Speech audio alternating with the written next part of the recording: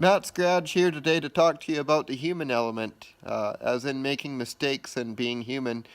So I made a few minor ones on the recent metal work I did on my 240 here, and I just want to share them with you, what they were and how I overcame them to still get desired end results. At this point the frame rail is already all complete, but if you were watching carefully in the other video I made, I'll link it up here in the description. The video I made on building this, at one point I did not have this this little half moon in here. I forgot to put it in. I welded this on and I just had a straight seam here. So I scratched my head for a while on how I was going to get a clean cut in there and not mess it up and have a nice crisp half moon in there to match the factory look. And so what I came up with is, I think it was a 7/8 hole saw, and I hole sawed through this plywood first with the center drill in there, and then I was able to remove the center drill and clamp that on there, and that acted as a guide. And so the first thing I want to do here is mark the depth that I need this backing to go into. So I think I want to aim for around there just to give me a little extra room. That gives me an idea of how far I'm in anyway. And then I'm just gonna, that Sharpie line wiped right off. A lot of good that did. Can't believe that.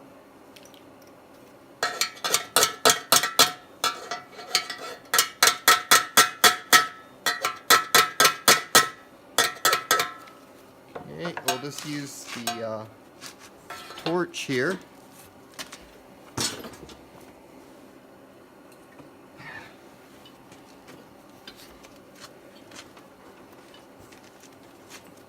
Just warm this up a little with the torch.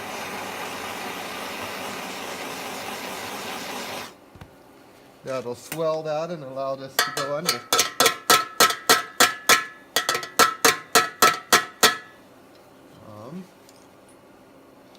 I don't want to mess up the rest of the piece. So.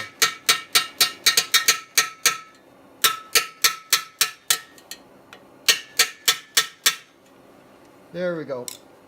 It's close enough. And now we have to mark our location. Looks like the center is about 1 3/8.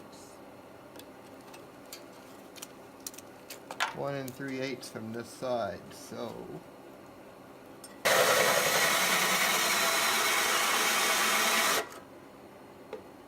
okay, I can see I'm just starting to cut into the guide there, but I think I got a little bit more to get that piece off.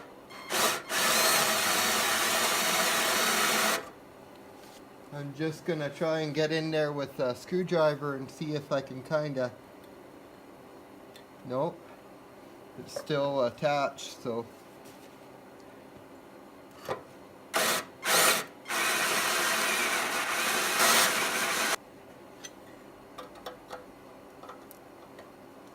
come on, you want to be free.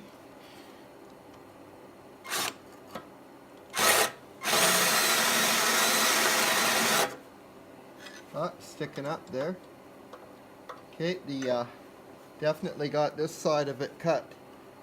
I just need to lean the bit a little bit. Yep, it's free. So now the question is, did I damage anything? So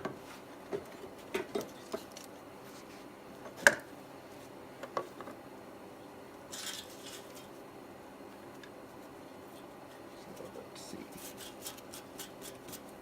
Doesn't look like we cut through that backing at all there, so we'll see if we can get some pliers on that.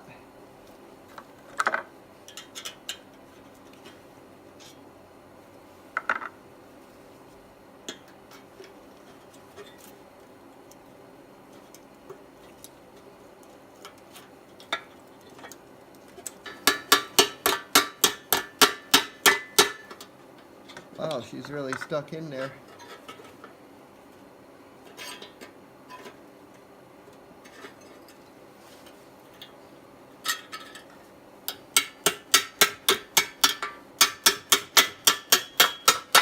There we go.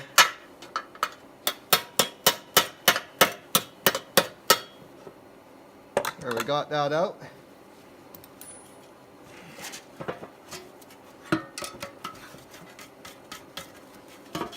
And the verdict is there's like very minor scratches on one side. There's definitely nothing that's actually scarred into it. I can just take that off with the fiber wheel, probably polish it right up. So I've made this small error here. You can see right here I'm adding some weld to the top of this edge. This flange is not thick enough to drill my spot welds into and weld on because I had to move it a little bit. I didn't leave enough metal here. I trimmed it a bit prematurely, and whatever, it happens to the best of us. So it's just this pretty well from here to about this point. I need to add some to this edge, and so I'm just gonna go ahead and do that on camera and show you how to do that. You don't turn down your welder to do it, because if you do that you'll not get a good bond between the two, and when you grind it down you'll end up with a bunch of pinholes and whatnot in your edge. It won't smooth out and blend in with the rest of the metal. So I've got my welder set exactly the same as like when I welded up these seams here, so I'm just going to move a little quicker and do a shorter spot is all.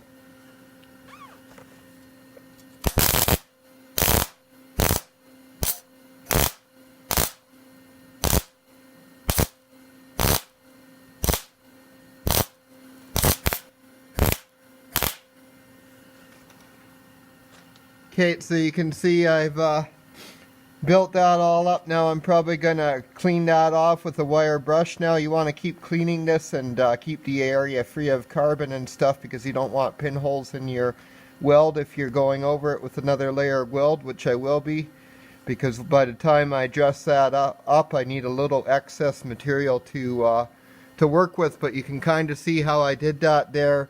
I kind of make the spot, and then I let it cool till it's just starting to, you know, the red's starting to go out of it, and then kind of hit it again, and just keep doing that. That way it melts together, and you get a really nice weld along there. There's that weld all close up, and I've wire brushed it in preparation to lay another bead on top. But basically the technique there is just to, as I said, keep your welder set where you would for you know, normal 18 gauge welding. Like when I weld up these seams, I haven't changed my setting from there. So and then you just hit it lightly, like with the quick spot, and then right on the edge of that spot, as it's still glowing red, you hit it again, and you just keep, you know, layering along like that, and then clean it up and go over it again if you need it a bit taller. But just don't hold your spots too long, or it will start to melt down the edge. That's just something you have to feel your way along, and if you do burn it down, don't get too frustrated. You just wait for it to cool a bit and hit it again and build it back up, and you'll get there eventually. So here's where I have my welder set to weld on the edge of that 18 gauge. I've got it set pretty hot, but that allows me to get a nice stable arc really quickly. So here we go. I've put 3 layers of weld on this side, so still nice and smooth. It's going to be a pretty easy edge to dress up how I want. And then I went ahead and did 2 layers over here. This edge was a little shy from where I wanted it to, so might as well make it perfect while I can, otherwise I'll be sitting there regretting it later when I'm looking at it, and that imperfection will just sit there and bug me forever. Here is the trunk drop panel completely done. You can see how nicely that edge turned out there, and it's just the right thickness now.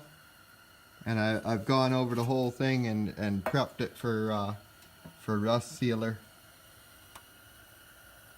It's the back side of that. Got in all the corners with the carbide burr there to clean that up.